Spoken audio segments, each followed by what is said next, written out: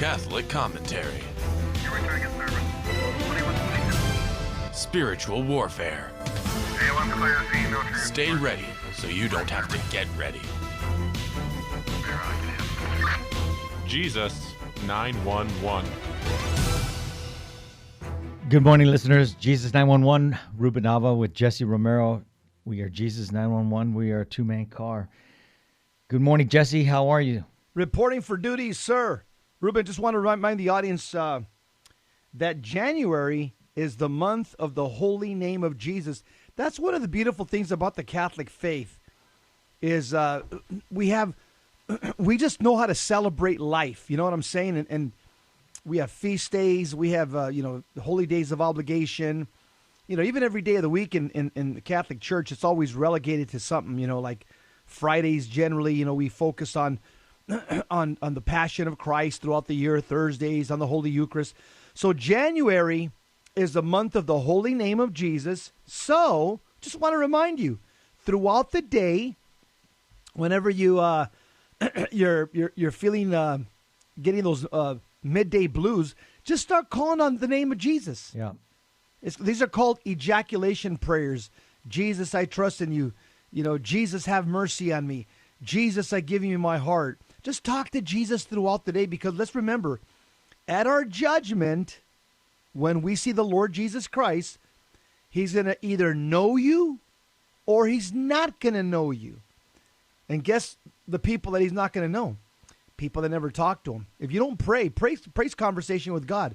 Right. If you're not talking to God, he doesn't know you. Ruben? You're right, Jess. Hey, Jess, we're going to be talking about all the conservative voices that are being stifled and muffled by big tech.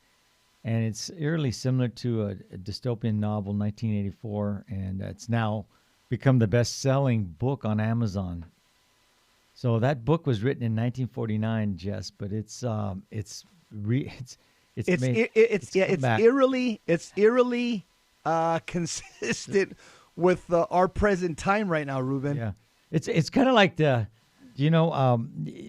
we used to watch the cartoon The Jetsons, and they used to be on these flying machines. They've got those now. You can actually hover. You can hover and get out airborne. Wow. So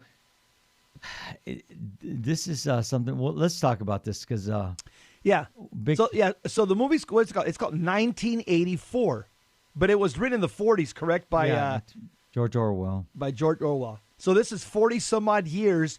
He's projecting about this future world, and again, like you said, Ruben, as we go through some of the things that we're going to share, it looks eerily similar to our present time. No. Okay, give us kind of an overview of the movie or the book. The book that turned into a movie. Well, it's about the thought police. You've got the people are not supposed to believe in in the past. They're trying to erase the whole past, and it also becomes a crime just to even have thoughts that is different than the party thoughts. And it's communism, basically what it is. Right, it is because he wrote this in the 40s, so he understood. In fact, I'm looking here. He wrote this a little bit after. Obviously, it was after World War I, before World War II. So he knew about communism, Ruben, and I think this is what affected or impacted his writing for this book, without a doubt. Yeah, it was before the Korean War, because it's 49. So. Okay. Right. We were in World War II in the 40s, late 30s and 40s. Correct. So but look what's going on in the world. Twitter on Friday booted Donald Trump from its platform and erased the entire history of his tweets. Facebook deleted a grassroots organization for disenchanted Democrats called Walkaway. I know I posted something on that. These are hundreds of people that have been disenchanted with the liberal agenda, and they walked away and they gave their stories and almost like the program EWTN has the people who come to the Catholic Church. What's his name? Catholics. Yeah, Yeah, you know, I'm what I'm talking drawing. I'm fading right now. Anyway, and then Apple and Google banned the messaging platform Parler from its app store. Now, Parler was a conservative site that was to kind of replace Twitter, and so you can't even download the app because Apple controls the Apple store and Google. It's the the store to buy on Android phones. So you can't even download it. And then Amazon, who carries the website, they banned it. They were getting pushback from other tech companies, and so they collapsed. They caved in and they banned Parler. They just took them off. So there's a lawsuit going on right now. Parler has sued Amazon, and in fact, the last I read yesterday is that Parler has found a new web carrier. I think it's called Epic. They're going to be carrying them. Wow. But they're suing Amazon, and rightly so. Of course. Yeah. And the other thing, too, is I was pretty happy to see is that Twitter lost $5 billion in market value after Trump's permanent barred from the platform. The stock fell as much as 12% on Monday after the social media company permanently suspended President Trump's account on Friday evening. The share price declined, wiped $5 billion from Twitter's market capitalization, and Twitter bosses suspended Trump's account, which had about 88 million followers, after the world leaders, they say, fanning of conspiracy theories about voter fraud and election theft spurred thousands of his supporters to lay siege to the Capitol last week. Ruben, I think that's the point that we're making, that this movie, 1984, which was written in the 40s, is very similar to what's happening right now. That's the point and I guess that's why this book 1984 is flying off the shelf again. Let me show you some of the similarities that we see in that book 1984, which turned into a movie, and the present time right now. Okay, 1984. George Orwell, he writes that society's turned dystopian, which basically means it's a disordered society, and you have totalitarianism, okay? So when you have a disordered society, the government becomes heavy. That's called totalitarianism. We're seeing a move towards totalitarianism right now. Second thing we see in the movie 1984 is mass surveillance. Mass surveillance. Well, I've seen some good reports that in China, they already have cameras all over the place, and they're monitoring the people's every move right now. And we could see that happening here in America as well, Ruben, and other countries, mass surveillance. The third thing we see in the movie 1984, which is consistent with right now, is changing people's behavior, trying to repress their thoughts, or what we call the thought police. And we see that right now, Ruben. You have factions of society. Let's tear down the statues. Any memory of the past, any historical figures of the past, tear down their statues. We have the rewriting of textbooks. That's been happening for decades now, the rewriting of history. And so a lot of what's written in 1984, that book, is happening right now. We're seeing it happen right now. This whole thing about the thought police, like you just talked about it. All these big tech companies are trying to train us or trying to re-educate us how to think. So what's one of the things that they're trying to do is to stop independent thought, or the flow of ideas from one person to another that doesn't disagree with liberal progressive thought. And you also got, again, in the movie 1984, the cult of personality. I don't think the left today really has much of a personality other than they subscribe to the culture of death. But when you hear people using the term Orwellian, that adjective, it generally means like big brother, big brother government. And that's what we see right now. The overreach of brother government in the church, in our personal lives. The word Orwellian also it means thought police, that, the government has to check your thoughts. They have to make sure that they're controlling your thoughts. The term Orwellian also means, that when the government tells you something, you just have to walk lock, stock, and barrel. Like if the government says 2 + 2 is 5, and you say, no, but it's 4. Shut up, Ruben. Don't say it's 4. It's 5. 2 + 2 is 5. And they're going to drill it into your head until, okay, it's 5. It's 5. And so this entire re-education, again, we see this right now, Ruben. You have schools and teachers saying, you can decide whatever you are today, if you're a boy or you're a girl. So again, 2 + 2 is not 4 in many schools in America. 2 + 2 is whatever you think it is that day. Yeah. Yeah, Jesse, the truth is not relative. There's only one truth. You can't say I have my truth and you have your truth. That just doesn't jive, because the truth should be the same yesterday, today, and forever. If it's truth, right? Right. Ruben, you know who warned us about that? He's still around. Pope Benedict XVI. He used a phrase that it's now, to me, it's just right in the forefront of my mind. He says that we are living in the dictatorship of relativism. It's a lot more intense right now than when he actually said it about 10 years ago. Oh, yeah. The dictatorship of relativism. That's the movie 1984. The thoughtful Big Brother, thought police, and they're watching everybody through telescreens or two-way televisions and cameras and hidden microphones. Ruben, they're probably watching us right now through our iPhones. That's right. We'll be right back. We'll talk a little bit more about this book, Jesus 911.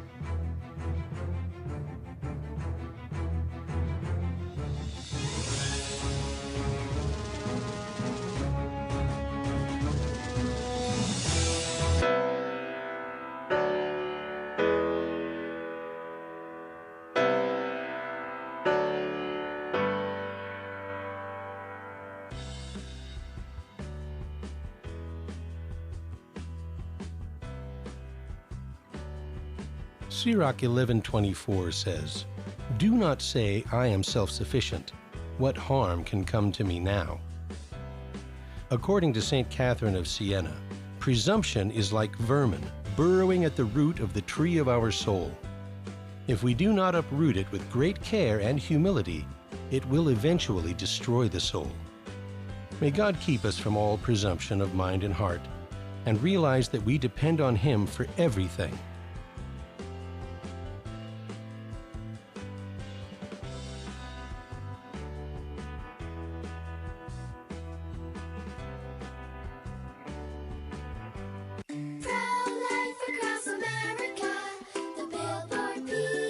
How does the baby move in your tummy? How does the baby eat? Can the baby hear me?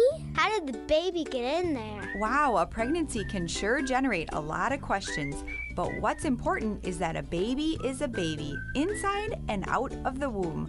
Not just after birth, but 9 months before, at conception. That's right. Every baby is a miracle. Hello, my name is Marianne Koharski. I'm the director of Pro-Life Across America. If you know someone who is pregnant or in need of alternatives or assistance, or would like to support the work of Pro-Life Across America, please visit our website at prolifeacrossamerica.org, or better yet, simply dial pound 250 on your cell phone and say the keyword pro-life. Pro-Life Across America is non-political and totally educational. A baby's heart is beating 18 days from conception. Pro-life across America, the Billboard people. Buying or selling your home or your business property? This is Terry Barber. Real Estate for Life underwrites the Terry and Jesse Show, and they can connect you to one of 900 pro-life real estate agents around the world. And when they receive their referral fee, they will give 80% of it to a pro-life organization. Wow, that's 80%. realestateforlife.org, 877-LIFE, US 1.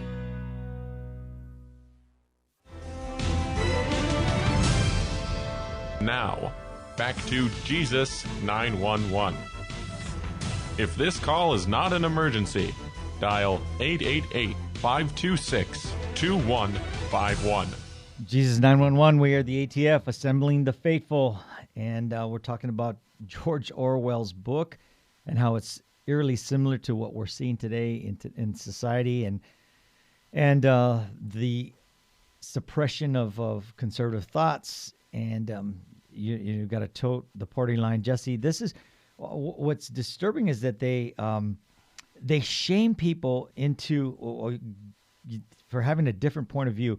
You know, Congressman or Senator Ted Cruz and then Hawley from Missouri.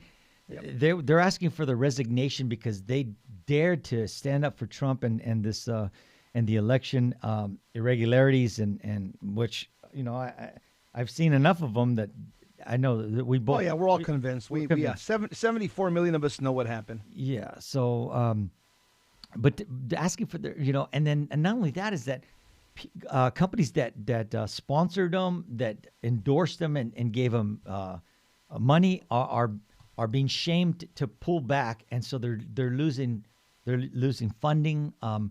This is like a cancel culture, and it's absolutely not right. And you know, we can't just. It's downright evil. It's like a bully just pushing you around. You're the little guy in school, and I was a little guy in school, honestly. But I didn't let myself get pushed around. My dad used to tell me, "You don't start fights, but if they start it, you better finish it." Yeah. You know, we don't have too many dads teaching that anymore. But oh no. So Ruben, let me give kind of a little overview of this movie. On 1984. Here's what it says. Then we'll see the similarities. It says in 1984, civilization's been damaged by war, civil conflict, and revolution. Airstrip 1, formerly known as Great Britain, is the province of Oceania, one of the 3 totalitarian superstates that rule the world. It's ruled by the party under the ideology of Ingsoc. Ingsoc means English socialism. And the mysterious leader, Big Brother, who has an intense cult of personality. The party brutally purges out anyone who does not fully conform to the regime, using the thought police and constant surveillance through telescreens, two-way televisions, cameras, and hidden microphones. And those who fall out of favor with the party become unpersons, disappearing with all evidence of their existence destroyed. Ruben, that one paragraph right there is the United States of America in 2021. That's right, man. Where are you reading from? The top of the article? No, I just went to Wikipedia. Oh, okay. Yeah. Okay. So, you know what's interesting is that they have, like you said, they have cameras in Orwell's 1984. And there are telescreens everywhere. You know, the hidden cameras that and microphones. Everything you do is watched and heard. You've got to have one in your house, you know. And it even emerges that the watchers have become expert at reading people's faces. You know, the organization that oversees all of this is called the Thought Police, like you said. And so they also, everything they do on the internet is monitored. You know, it sounds like this is what's happening in China. Like in China, there's cameras everywhere. Also, people are being watched. Yep. They monitor everything you look on the internet. The algorithms are run. Experiments are underway to assign each individual a social score. If you don't act or think in the politically correct way, things happen to you. You lose the ability to travel. For instance, you lose your job. It's a very comprehensive system. And by the way, you can also look at how big tech companies here in the U.S. are tracking people's movements and activities to the extent that they're often able to know in advance what people will be doing. Even more alarming, these companies are increasingly able and willing to use the information they compile to manipulate people's thoughts and decisions. And I just saw on a newscast that there's people that are pushing for your FICO scores could be tied to your browsing history and what you buy online.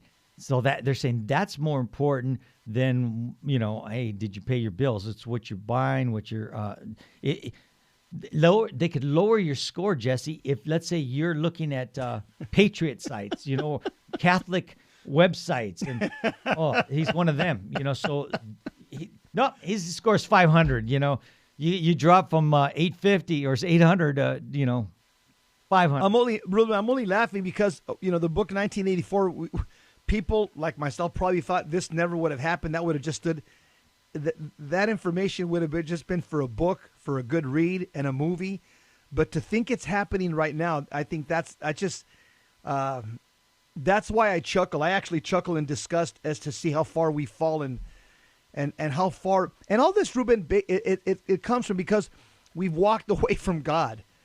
That's why it's happened. I think paragraph 2087 of the Catechism, 2087, it says, all the moral deviations of mankind stem from people don't know God. People that don't know God will fall into moral deviations of all kind. And that's what we're seeing right now. Ruben, in this this whole book and movie, the 1984 by George Orwell's, it's there's a couple of other things here that are parallel to what's happening right now. It says, you got the main protagonist, his name's Winston Smith. Yeah. And all this happened apparently in London. So Winston Smith is a member of the Outer Party working at the Ministry of Truth, where his job is to rewrite historical records, to rewrite history, to conform to the state's ever-changing version of history. Terry, Ruben, that's much like our public schools today. You got PhDs that revise history, and then they put them out in September and stuff, and kids read that throughout the year. It says Winston Smith revises past editions of the Times while the original documents are destroyed after being dropped into ducts, leading to the memory hole. He secretly opposes the party's rule and dreams of rebellion, despite knowing that he's already a thought criminal and likely to be caught one day. And so the lower class people are called the proletariat, or the prole in this book. And that means the neighborhood. That's just the rank and file. So while in a proletariat in a neighborhood, Winston Smith, he's like part of the second class of people, the outer party. He meets, because there's three structures, the top, the middle, and the proletariat are the bottom, the outer party, like the second class. And it says, the owner of an antique shop and buys a diary where he writes thoughts criticizing the party and Big Brother, and also writes that there is no hope. It lies in the proles in the neighborhood. To his dismay, when he visits a prole quarter, he discovers they have no political consciousness. An old man he talks to there has no significant memory of life before the revolution. As he works in the Ministry of Truth, Winston Smith observes Julia, a young woman maintaining the novel writing machines at the ministry, whom Winston suspects of being a spy against him, and develops an intense hatred of her. Well, after a short time, it says, they end up falling in love, and you're not supposed to. I guess in 1984, you can't. There's no such thing as a marriage. It says here, one day Julius secretly hands Winston a note saying she loves him, and the two begin a torrid affair, which is an act of rebellion against the party. That's the upper class that runs everything, the party. And they insist that sex is only for reproduction. Julius shares Winston's loathing of the party, but he realizes that she's politically apathetic and uninterested in overthrowing the regime, thinking it impossible. Initially meeting in the country, they later meet in a rented room above Mr. Sherrington's shop. During his affair with Julia, Winston remembers the disappearance of his family during the Civil War of the 1950s and his tense relationship with his wife, Catherine, from whom he is separated because the party doesn't allow divorce. He also notices the disappearance of Symie during one of the working days. And weeks later, Winston is approached by O'Brien, who invites Winston over to his flat, which is noted as being of far higher quality than Winston's. So O'Brien introduces himself as a member of the Brotherhood and sends Winston a copy of this book called The Theory of the Practice of Oligarchical Collectivism. Meanwhile, during the nation's hate week, so they have hate week here in this, this book, Hate Week, Oceania, that's one of the three, the world's split up into three big provinces. Oceania's one. Oceania's enemy suddenly changes from Eurasia to Eustasia. With no one seemingly noticing the shift, Winston is recalled to the ministry to help make the major revisions of the records. Again, he rewrites history. Afterwards, Winston and Julia read parts of the book, which explains more about how the party maintains power, the true meaning of its slogans, and the concept of perpetual war. It argues that the party can be overthrown if proles, that's the lower class, rise up against it. However, to Winston, it does not answer why the party is motivated to maintain power. Ruben, so it's just a society essentially of re-education. And people, again, people have to, they have to do what the party says, and their ideology is INSOC, which means English socialism, and the party is the big brother. And the party essentially is controlling everybody's thoughts in 1984. That's essentially the essence of the book, Ruben, but I find a lot of striking parallels to the book 1984 and our present moment right now. Yeah. And Winston, as the first essential step of his education, he has to learn doublethink. That's a way of thinking that defies the law of contradiction. In Aristotle, the law of contradiction is the basis of all reasoning, the means of making sense of the contradiction, making sense of the world. It's the law that says that X and Y cannot be true at the same time if they're mutually exclusive.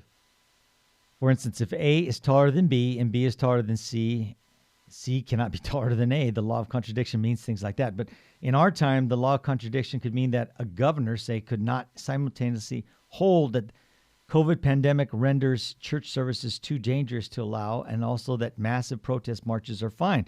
It would preclude a man from declaring himself a woman or a woman declaring himself a man, as if one sex is simply a matter of what one wills it to be. And it would preclude others from viewing such claims as anything other than preposterous. So the law of contradiction also means that we can't change the past, that what we can know of the truth all resides in the past, because the present is fleeting and confusing, and tomorrow has yet to come. The past, on the other hand, is complete. You know, Aristotle and Thomas Aquinas go so far as to say that changing the past, making what has been not to have been, is denied even to God, because if something both happened and didn't happen, no human understanding is possible, and God created us with the capacity of understanding.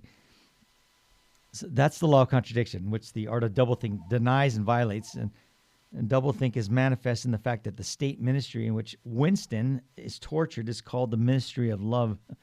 It is manifest in three slogans. You torture people and you call it the ministry of love. Yeah.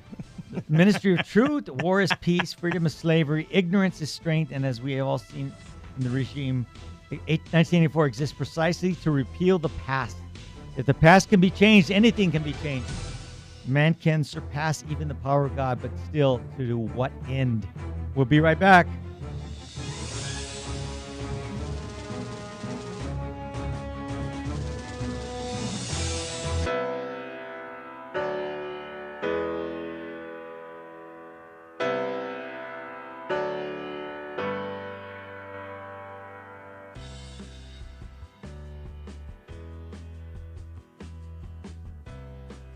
Logan, what has Virgin Most Powerful Radio done for you? Well, Virgin Most Powerful Radio, I got to say, I've been a listener for about a year now, and it's really helped me grow closer to my faith and the fact that I'm listening and I'm getting unsugar-coated, clear, charity with clarity Catholicism. And it has really helped me even, grow so much deeper in my faith as a young man and discern the priesthood and have a love for Jesus Christ. And this is so seen on the Terry and Jesse show on Virgin Most Powerful, the unsugar-coated, clear truth of our Catholic faith that is so lacking today. It's almost like the Terry and Jesse show. It's the orange juice Catholicism. It's filling things up. I just need to give them a shout-out, my praise. I'm just so appreciative. It's just really helped me, and I know people want to hear this. It inspires me to want to speak it, and it inspires me to even go as far as discerning the priesthood to think I should speak this. We need to stand up for our beautiful faith. This is this unsugar-coated beauty, and this is just what I've seen on the Terry and Jesse show. I encourage so many listeners to start donating and support this cause. It has just really impacted my life, and all I just want to give is some praise to it.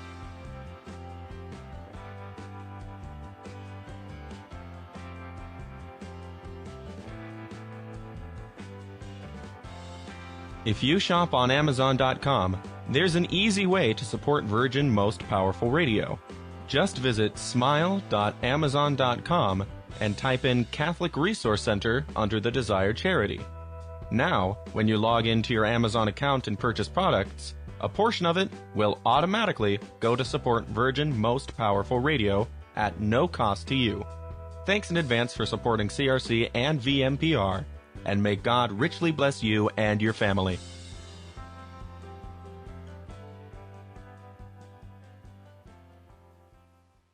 Buying or selling your home or your business property? This is Terry Barber. Real Estate for Life underwrites the Terry and Jesse Show, and they can connect you to one of 900 pro-life real estate agents around the world. And when they receive their referral fee, they will give 80% of it to a pro-life organization.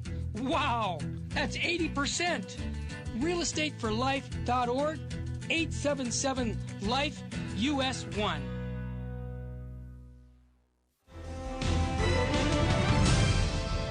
Now, back to Jesus 911. If this call is not an emergency, dial 888-526-2151. Jesus 911, where iron sharpens iron and one man sharpens another. And Jesse, I thought that the meat of this article, the story, it's right where it says an informed patriotism is what we want. It really gives us, it tells us what Ronald Reagan said about in his farewell address as president in January 1989. Are we doing a good enough job teaching our children what America is and what she represents in the long history of the world?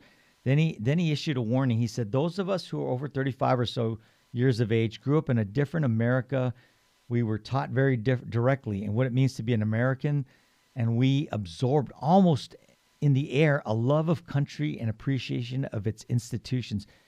If you didn't get these things from your family, you got them from the neighborhood, from the father down the street who fought in Korea, or the family who lost someone in Anzio, or you could get a sense of patriotism from school.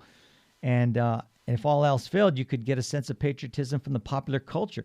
The movie celebrated democratic values and implicitly reinforced the idea that America was special. TV was like that, too, like through the 60s. Remember, you had the Leave It to Beaver and All in the Family, Our Father Knows Best, and things like that, really clean programs. But now we're about to enter, and Reagan's saying this, we're about to enter the 90s and some things have changed. Younger parents aren't sure that an unambivalent appreciation of America is the right thing to teach modern children. And so those who create the popular culture, well-grounded patriotism is no longer the style. And we see that right now.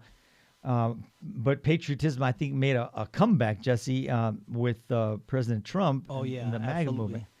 And Reagan says we've got to do a better job of getting across that America is freedom of speech, freedom of religion, freedom of enterprise, and freedom is special and rare. It's fragile. It needs protection.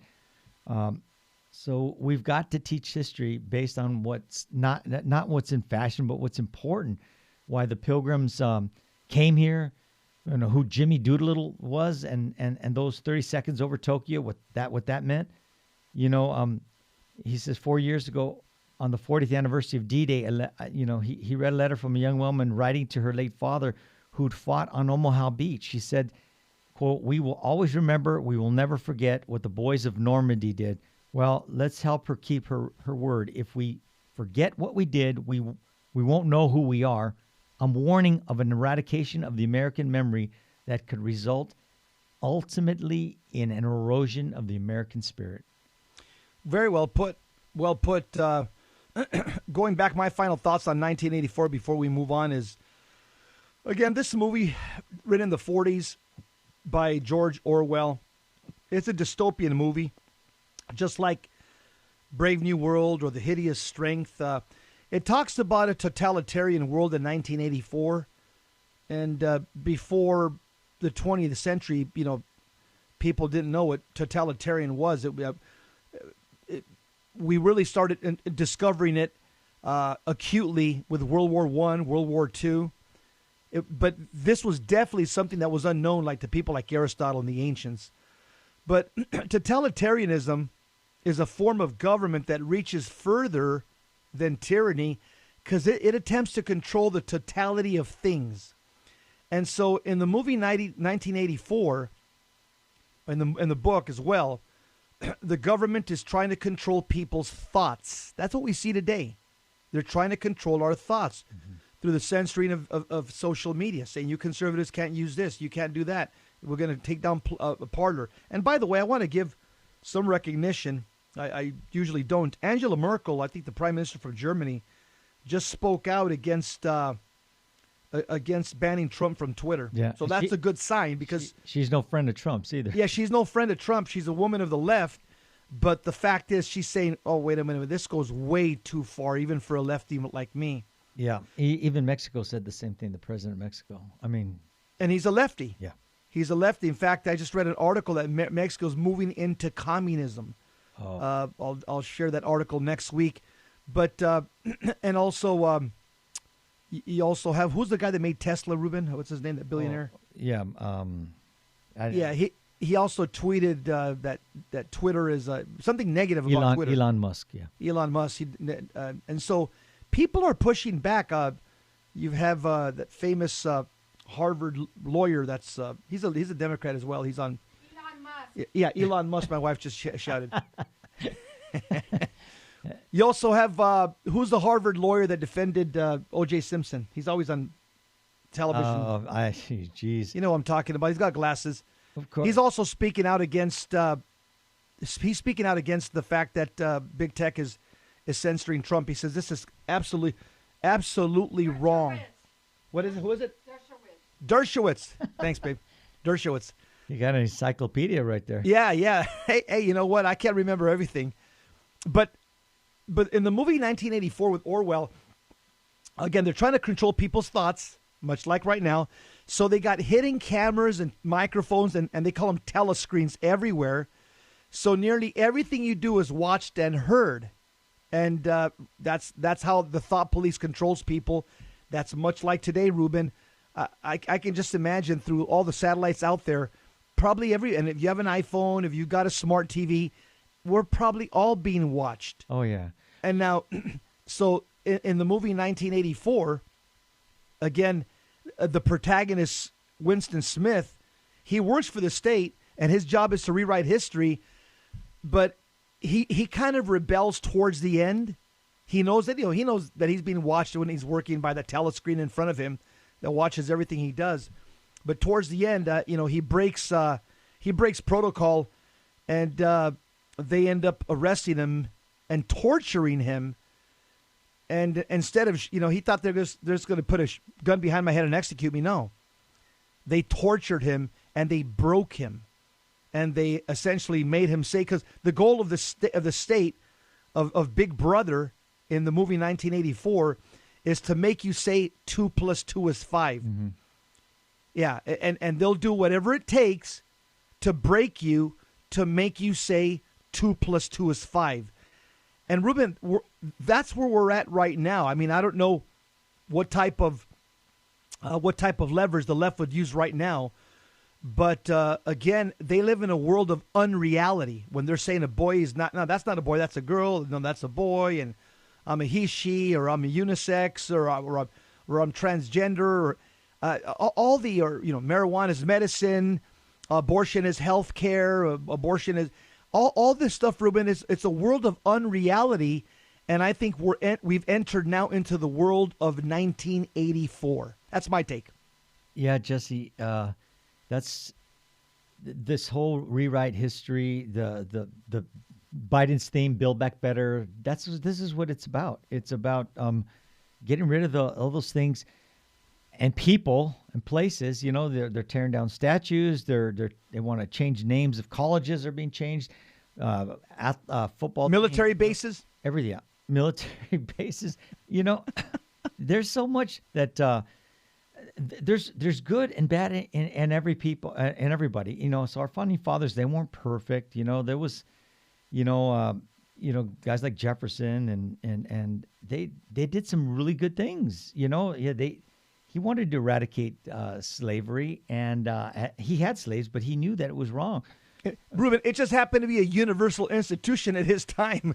So you're going against the entire world. Can you imagine? No, it was just a universal institution. Yeah. Everybody had slaves in every country. Yeah. At that time, and if people think like they have selective history. They say, "Oh, the founding fathers had slaves." How about everybody had slaves?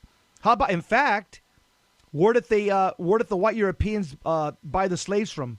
from black slave owners in Africa. That's right. The blacks enslaved blacks in Africa. And by the way, they still do right now. Yeah. Okay?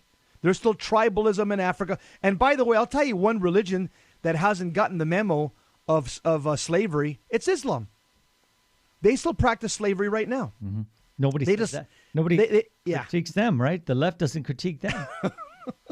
No, they and the term that they use is that in Islamic countries under Sharia law, Christians and Jews and anybody who's not a Muslim, they're called dhimmis. And a dhimmi it's just basically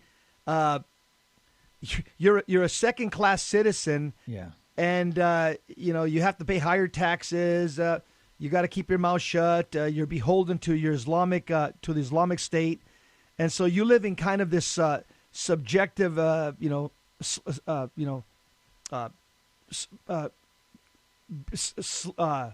slavery to the Islamic Sharia law system, and you're a second-class citizen to Muslims. And so, Ruben, this is still being practiced right now. Yeah.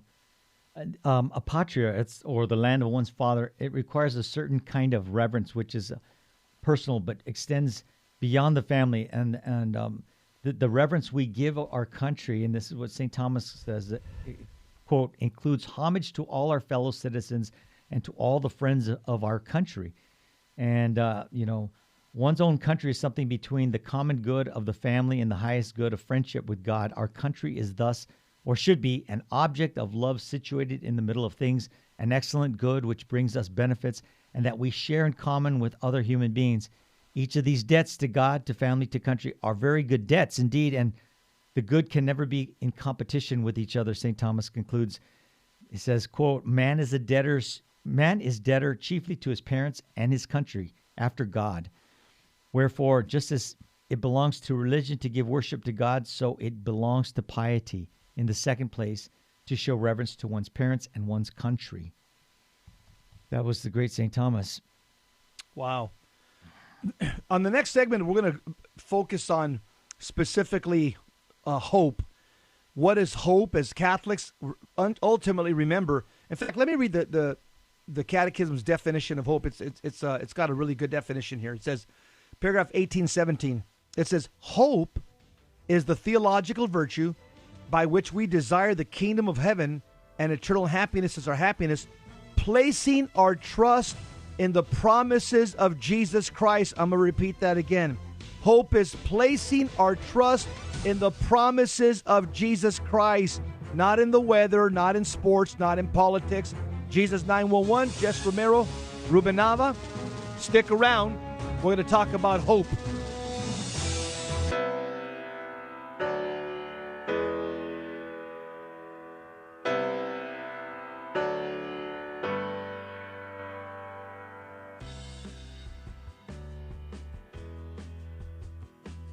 Help the Helpless, a Minnesota St. Paul nonprofit Hands on organization. Apologetics, you have chaired entered by into Father Virgin Most of Tear Powerful's and Apologetics volunteers is Dojo, where we humbly go asking wall you to wall for with your kind defending, support. explaining, sharing the faith. Master apologist Carlo Broussard. Carlo, welcome to Hands on Apologetics. Hey, Gary, it's great to be back in the dojo, my friend. Master apologist Ken Hensley. Welcome to Hands on Apologetics. Good to see you again, Gary. Good to be with you. Michael Barber, welcome. You have entered into the Virgin Most Powerful's Apologetics Dojo. Gary, thanks for having me on. We are chatting with Master Apologist Carl Keating. Gary, it's great to be back with you. Coming into the dojo is our good friend Steve Ray. Thank you, Gary. Good to be here. Tim Staples, welcome to Hands on Apologetics. Hey, it's great to be with you, Gary. Thanks for having me on. Join many others in Gary Machuda's Apologetics Dojo. We have some of the best Catholic apologists in the nation. Streaming live weekdays from 10 to 11 a.m. Pacific. Hands on Apologetics on Virgin Most Powerful Radio. Hebrews 11:3 says, by faith we come to understand. According to St. Augustine, understanding is the reward of faith. Therefore, seek not to understand that you may believe, but believe that you may understand. May God grant us a strong living faith in Him and His divine plan of salvation, and help us to believe so that we may understand.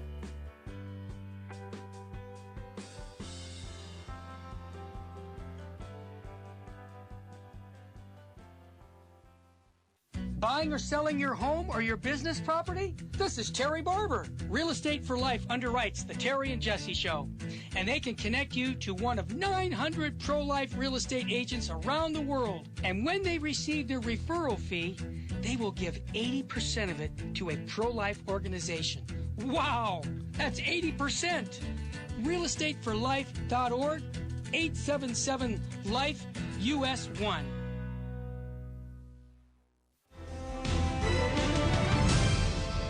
Now, back to Jesus 911.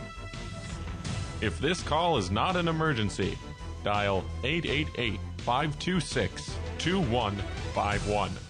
We are the CHP, Catholics Helping People, and we've been talking about George Orwell's 1984, the book, how it's eerily similar to what we're going through, and the eradication of our thought, or we're all being driven one way, with the media, and they trying to control our thoughts and our minds to go along with them, and completely ignoring the other party's position, So that's right. We're going to try to give you some hope now in this last segment. That's right. I'm going to give some credit to our other hosts on the show. Mondays, Paul Clay. Paul basically talked me off the ledge yesterday, Jesse.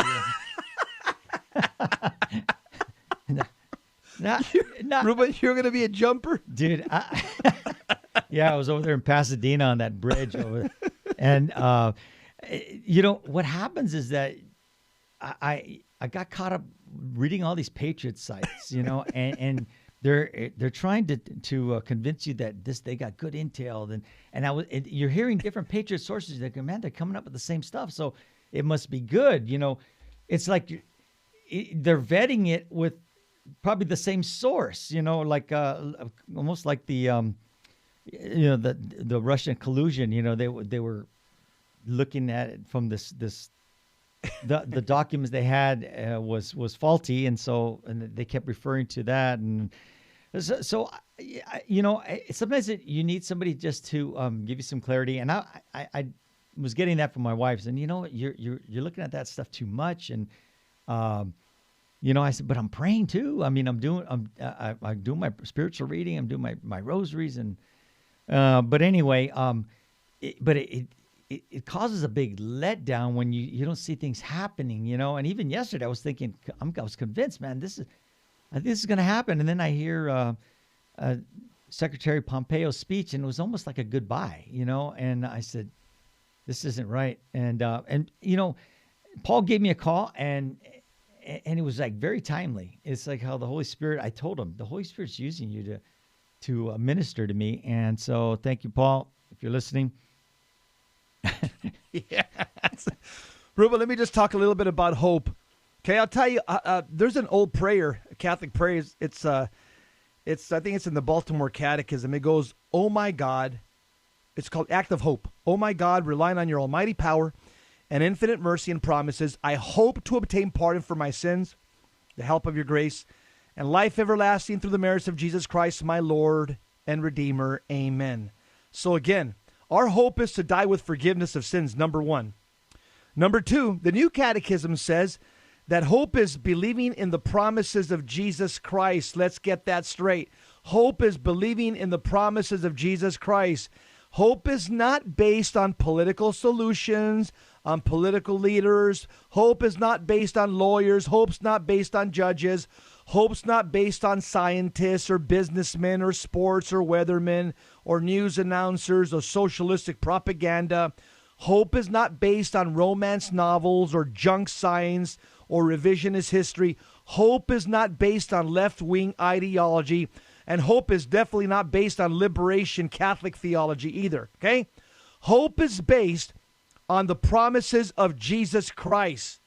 And whatever happens, we know this, that Christ is the same yesterday, today, and forever. In fact, Jesus is our hope. That's what St. Paul says in 1 Timothy chapter 1, verse 1. Jesus is our hope. 1 Timothy 1:1. I'm going to say it again. Jesus is our hope. 1 Timothy 1:1. And let me tell you something. These people that are trying to build a secular society, it's doomed to fail. Okay? This is just going to be the countdown to the judgment of God. And God is allowing this to happen. Anybody who builds on a house of sand, it's doomed to fail. If this country builds on liberalism and socialism, it will collapse like a house of cards. And this is all being orchestrated by God. Good people will suffer, but God will give us the grace. He will give us the grace to be able to endure to the end. Because I'll tell you, when you look at a secular society or a materialistic society or a wealthy society, guess what? They have higher rates of suicide than third world countries. Why? Because a lot of people, Ruben, in third world countries, they don't have anything. Their hope is God. Their hope is Jesus. And that's our hope as well. Yeah, we've had a wealthy country, prosperous country, full of money and full of, all kinds of pleasures. But you know what? This is God telling us, bringing us back to first principles and saying, no, you guys have taken your eyes off of Jesus and you've put your eyes on Caesar and all the pleasure principles. So I have to let all this collapse by allowing an apostate Catholic run this country. But let me tell you something. The Catholic Church, the true Catholic Church, will go underground like it has in times past. And I remember Joseph Stalin back in the early 20th century, the Russian communist dictator. He once gave the Pope a veiled threat. He told the Pope, how many divisions do you have? Okay, basically laughing that this guy had tens of thousands of foot soldiers. But where is Joseph Stalin at right now? Okay, the guy is lying in a smoldering grave, and more than likely he's in hell. You know why? Because his hope was not in Jesus Christ. The hope is, and what St. Paul talks about in Acts chapter 26, they asked him, I think he was before King Agrippa, and they asked St. Paul, so go ahead, you're on trial, tell us what your hope is. You know what he said in Acts 23 verse 6? He said this, my brothers, I'm a Pharisee, the son of Pharisees. I am on trial for hope in the resurrection of the dead. Exactly. That's exactly our hope. The resurrection of Jesus Christ from the dead, which means that if we believe in him and unite with him, we will be raised as well. And don't forget that St. Faustina warned us, okay? She warned us that one of the greatest weapons of the devil against us is discouragement. The devil wants us to jump off the ledge, okay? So at times when you sense discouragement, call Paul Clay. No. At times when you sense discouragement, okay, start talking to God, okay?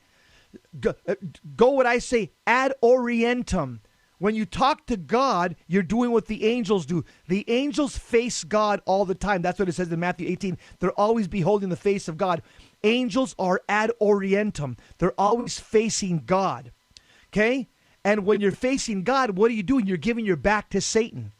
So whenever you feel a sense of discouragement, start talking to God. St. Faustina says this in 1488 of her diary. She says, knowing that the greatest obstacles to holiness are discouragement and an exaggerated anxiety, this will deprive you of the ability to practice virtue. I'm always willing to forgive you, says the Lord, every time you ask for it, and you glorify my mercy. On a practical step, how do you fight against discouragement and depression? Prayer and the sacraments are essential to deal with the attacks of discouragement. We also need to take practical, natural steps, okay? Eat right. Surround yourself with good people that are going to build you up and support you and encourage you. And make sure you keep good company right now. And make sure also that the entertainment that you fill your mind with, that it's good, virtuous entertainment. And again,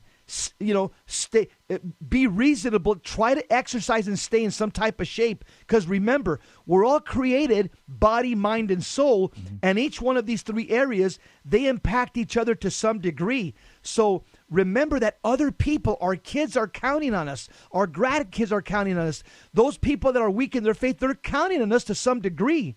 So we have a moral obligation to be healthy, to be faithful, so that God can use us as a powerful weapon, because we are the church militant, and God has called us right now to be instruments of hope and encouragement in our world. And our hope is, as St. Paul told King Agrippa, our hope is in the resurrection of Jesus Christ. Amen. Whew. I had a little meltdown, Ruben. Yeah, exhale, Jesse. Okay, good job. And, you know, G.K. Chesterton said to love means loving the unlovable, to forgive means pardoning the unpardonable, and faith means believing the unbelievable. Hope means hoping when everything seems hopeless. And, you know, a lot of us think, you know, my gosh, with this new administration coming in, everything seems hopeless, man. And, you know, there's a good priest out there on the internet, Father Kirby. Have you know? I don't know if you've yes, seen his sermons, and you know, the priest warned that Christians are going to lose so much in the upcoming time of darkness. He also offered a path of hope forward. He says, "We are the children of light, and we're going to keep fighting." You know, he put Thomas Becket as an example of how Christians should engage with the Biden administration. You know, we're gonna have to. You just have to push back. You know, we got to be Beckett's and Moore's, Thomas Moore's. That's right, man. And so, you know, I would say my recommendation is to unplug from the social media, and so we're not gonna patronize Facebook and Twitter and Instagram and just those evil sites. Just Ruben, I'm gonna unplug it today. I'm gonna move over to Parler, and I'm gonna unplug from all these. If these guys hate my president, and these guys want to censor my Catholic religion, I can't support them any longer. So I'm moving over today. Yeah, well, I don't think you can yet because they haven't come back up. So I'll have to wait till it happens then. The new systems. Yeah, because I think they're going with some new type of provider I just heard right now. Yeah, Epic. So they'll be back up. So they will. And then I'll switch. Yeah. So unplug and let's get in the habit now of because everything's done like electronically. You're texting, you're sending messages on Facebook or pictures and stuff. Let's pick up the phone and let's actually have conversations and let's repair those relationships that we've had, you know, especially with the people of different thoughts, different mindset. You know, we all have family members that don't think like us, and this whole political election year has caused a lot of rift between families. It's actually broken up families, you know, and people aren't talking to one another. And let's restore those relationships. That's right. God doesn't want us to have this animosity towards our loved ones, and let's get out there and let's be that light. Let's be that that glue and that yeast that rises, you know, to the top. Let's not let this hold us back. We're gonna let people know our love by the way we carry ourselves and the way we live our lives. You're listening to Jesus 911. Jesse, you want to wrap it up? Yeah, just keep this word burned in your heart, you know, throughout the third millennium until God calls you home, which is, Jesus, I trust in you. Jesus, I trust in you. Let that be the watchword in the third millennium, burned in your... Up next, Gary Machuda, Hands-On Apologetics. Coming from the Midwest Command Center, Ruben and Jesse, we're 10-7. We're out.